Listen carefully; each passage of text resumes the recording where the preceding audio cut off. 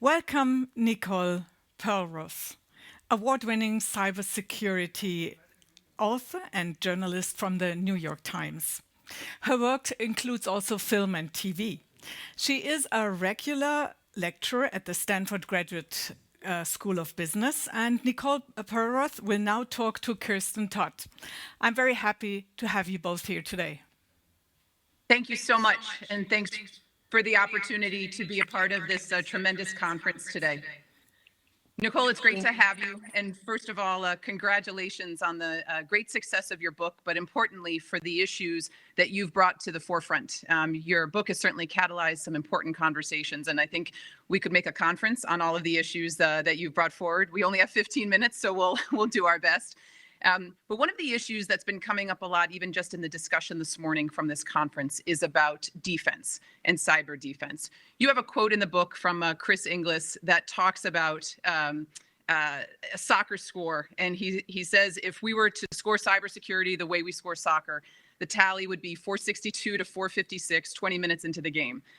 Really talking about how we focus on offense.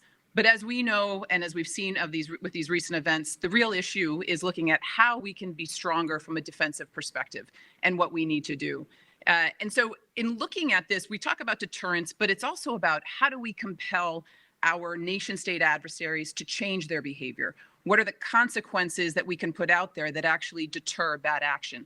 And in pivot off of the recent panel, it's more than just cooperation, it's collective action. So we'd just love to get your thoughts on, based on all the research that you've done, what are your thoughts on how we can do better, not just independently, but importantly, with our global partners in collective defense and in really looking at cyber defense?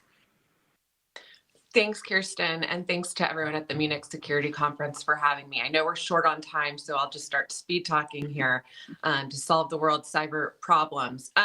So I think what's really critical here is we have to change the incentive models. Where we are right now is in a place where businesses are still very much under the mindset of, I have to get my code to market, I have to get my product out there before the competition and get as much market share as I can, and I will win and I will fix security problems and glitches later. And from an individual perspective, we still see security for the most part as annoying. We don't want to be bothered with multi-factor authentication and software update prompts, et cetera. And then at government, the incentives are still not perfectly aligned. In a lot of cases, governments, particularly over the last 10 years, have sacrificed cybersecurity in the name of national security, whatever that means to them. And in a lot of cases in the United States, that has been counterintelligence operations, maintaining espionage, and also battlefield preparations increasingly as countries see that they want to embed themselves in another country's infrastructure in the event they might have to conduct some kind of hybrid warfare. So we really have to address the incentive models. And I think in terms of collaboration, one of the things is putting pressure on bad actors together in multiple forms. Right now, let's just look at cybercrime and ransomware. There are basically ransomware safe havens in the world, many of them in Eastern Europe and Russia, where they will not arrest or extradite any of the cyber criminals there that are conducting billions of dollars in ransomware attacks on US cities, a police department in DC this week, Honeywell. So what do we do? And I think this is really an area for international cooperation where we could agree not only on sanctions, but perhaps on restricting visas, travel visas, student visas, putting pressure domestically on these countries to actually address their cyber criminal problem, I think could be a big step and a really big opportunity for some international collaboration there. Do you think there is a space for penalties, for consequences? I know you and I have talked about the fact that we as a nation and then globally with our partners, we often think about how the adversary will respond. Can we get to a point where the adversary worries about how we will respond? Yes, you and I have talked about this. We're always asking, well, how will Russia respond to sanctions? Or if we conduct some sort of unseen cyber response, for a Russian cyber attack on our grid. And we really need to get to a place of stop worrying about what Vladimir Putin will think if we respond or retaliate to some of these very aggressive cyber attacks on businesses and the grid, and even Wolf Creek nuclear plants, enterprise networks. So how do we do that? And I think that's really where defense is going to help a lot. If we continue to be in this place where we're still so vulnerable to an attack on electrical utilities, water treatment plants, et cetera, we're never going to get to a place where we don't have to worry about how Vladimir Putin will respond. But I also just think at this point, look at where we are. How have we responded to some of the Russian incursions on our grid, for instance? Well, we have issued sanctions, but also, we broke the story a couple of years ago that we have been making our own loud incursions into the Russian grid. That's US Cyber Command has been doing that over the past few years. So we have enshrined the grid as a legitimate target, essentially, for digitally mutually assured destruction. But if we're going to continue down that path, I think that's really where defense becomes really important, because you do not want to just keep throwing stones out of the glassiest of glass houses. It's really important that we make serious investment into hardening our defenses, particularly at critical infrastructure, and especially if we're going to continue to lay logic bombs in some of our adversaries' infrastructure too. So earlier today in the conference, Tom Burt from Microsoft talked about the SolarWinds event and the Microsoft Exchange event. And I know something that you've been extremely articulate about is this, the closing of the capabilities gap between our nation state adversaries and the United States. And, there's a concept from terrorism and security that's, if you have intent but with no capabilities, you're not that destructive, or capabilities without the intent. But when you have both intent and capabilities, it can be very dangerous. So can you talk a little bit to this closing gap of capabilities? Yeah, so 10 years ago, US national intelligence estimates said Russia was our most sophisticated adversary in cyberspace. China was the more imminent threat because it was attacking our intellectual property left and right with no end in sight. But then there were these other actors like Iran and North Korea that had the intent but lacked the capabilities. And what has happened over the last 10 years is that those actors have caught up. Now, they are still nowhere near where the United States and some of our closest allies are in terms of our offensive capabilities, right? No country has been able to pull off anything close to Stuxnet since that was discovered in 2010. And I really walked away from the research in my book with this very simple conclusion, which is the US is still the world's top cyber superpower. But the thing that we forget is that we are now the most targeted nation state on earth, not just by our adversaries, but by cyber criminals. Countries like Iran might not have our offensive capabilities, but Iran has gone from something of a digital backwater when Stuxnet was discovered in 2010 to now, and this is shocking to me, but last year, research showed it was one of the most prolific adversaries that the United States now faces in cyberspace. And they don't need Stuxnet. They can pull off quite a lot of damage with rudimentary wiping code. So we are now at a place where not only are we the most targeted, but in some ways we are also the most vulnerable because we are so wired up, because we are so virtualized. So this idea that we could continue with our advantage in offense and then that would somehow be a deterrent to these other nation states and that it would take much longer, decades even, for them to catch up, is just no longer the reality. And we have to readjust our risk calculus for where we are now, which is we are vulnerable, we are getting targeted. Yes, we are still ahead, but it is very critical. We're at a serious inflection point where we have to start recalibrating for defense. And one of the things I know and how you've talked about the vulnerability, and you just mentioned this, is this open economy, that we're so open. And so what is critical as far as infrastructure, those lines have become more and more blurred.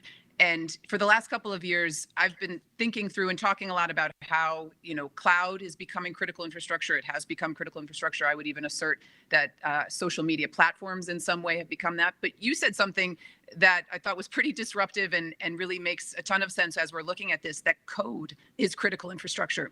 Excuse me. Can you talk a little bit about that? Because when we talk about this open economy, and you talked about economic incentives, this idea that we don't prioritize security, we prioritize profit over security. Profit isn't bad, but if we're doing it at the cost of security, it's a challenge. So as we look at these private companies that are developing the code for our infrastructure, talk a little bit about code as infrastructure and how we can then assert more secure code in our digital economy, which is global. Yeah, and it's not even just proprietary code, it's open source code. And the example I always point to is Heartbleed. This was a vulnerability in an open source protocol that was used for security, not just by the FBI, but it was baked into some Pentagon weapon systems. It was used by Amazon. It was used by some of the world's top technology companies. And when someone found a gaping hole that would allow them to use the vulnerability in that protocol to break into those systems and disrupt the security of those systems, we found out it just was being maintained by two guys in the UK that were operating on this shoestring budget of $3,000 while their code was making its way into the Pentagon's weapon systems. So what do we do about that? I do argue that code is now critical infrastructure. And so I think some of the things we have to do is do a survey of what code is making its way into our critical infrastructure. And that's something that the Linux Foundation has actually been doing over the last few years. They've been conducting a census effort to identify code that they believe to be critical infrastructure, so that then we can brainstorm ways to figure out how to fund it, how to secure it, and how to vet the researchers and engineers who are working and maintaining that code, which is also important. But I think we could start with just a bill of materials. When SolarWinds hit, a lot of the victims I spoke to didn't even know they used SolarWinds. And when I dug into the security of SolarWinds, none of our American customers at the Department of Energy or their nuclear labs that used SolarWinds and granted it such tremendous access into their networks knew that code was really being built and maintained in Belarus and overseas, and that there was very little visibility into the secure design of that code, if any. The fact that the password to get into the software update mechanism at one point was SolarWinds 123. So we could start just by taking inventory of what code is in some of our most critical systems, in government, in the grid, in our water treatment facilities, and then figuring out how that code is secured and maintained. Do those operators have strong password management protocols in place? Do they use multi-factor authentication? Do they have intrusion detection mitigations in place? And if not, why not? And how do we help fund those basic security standards, either with federal grants or by incentivizing them to get them through tax credits, perhaps? And do we require that they undergo serious penetration tests? Is that something that we do? And then do we consider penalties for some companies that simply have been using unsupported software over the last few years, even as their software makes its way into the grid? Those are all questions I don't have the answer to, but we haven't even been asking those questions over the past few years. And the good news from SolarWinds and Hafnium and the ransomware surge we're seeing right now is the new administration here in the United States, and I think globally, governments have woken up to the fact that these are questions that urgently need answering.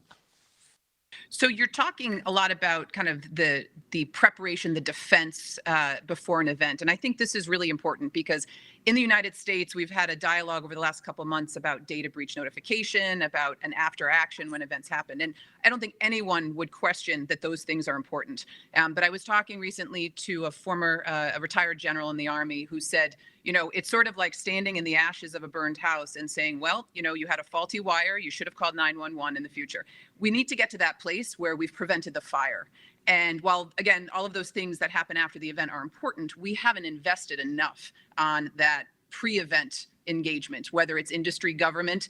You've just put out a lot of great recommendations and thoughts about other actions.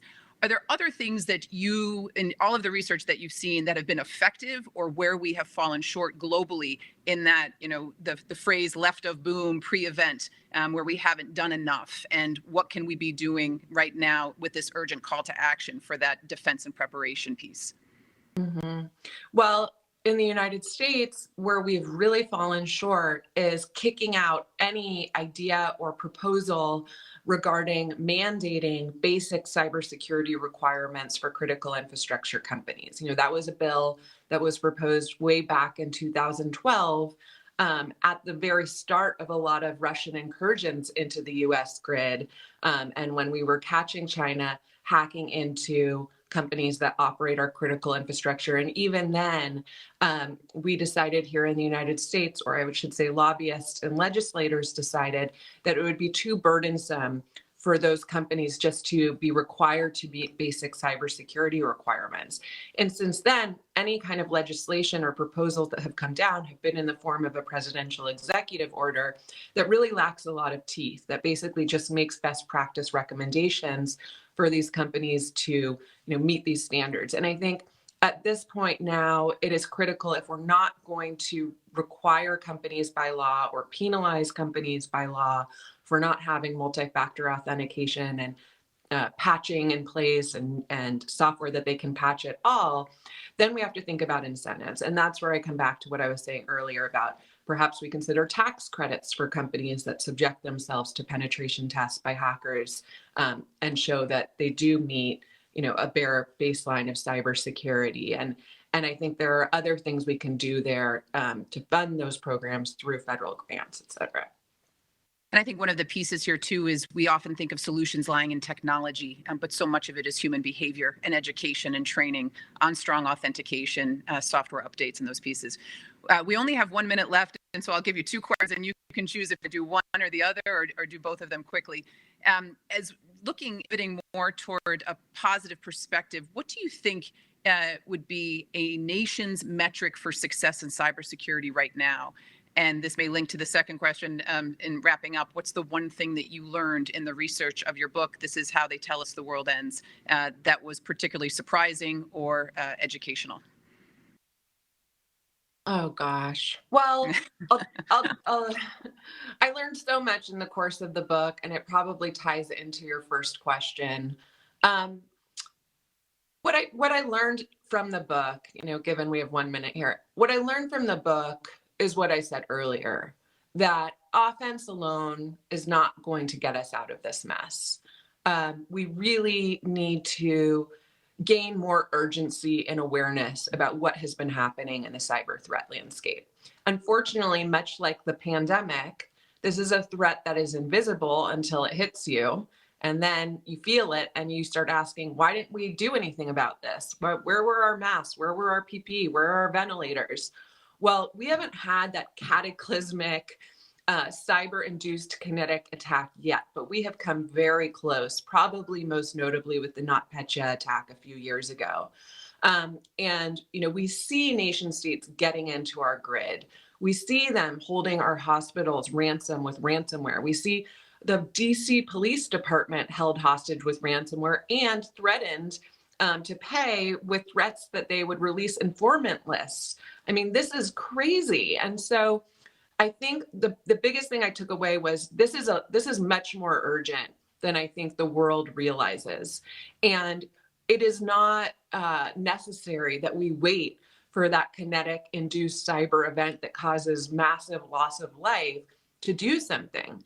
We have already seen our intellectual property walk out the door. We've already seen our nuclear plants targeted, and that's not an intellectual property theft. That is a battlefield preparation attack. So my biggest takeaway was don't stop offense. Adversaries need to pay a price.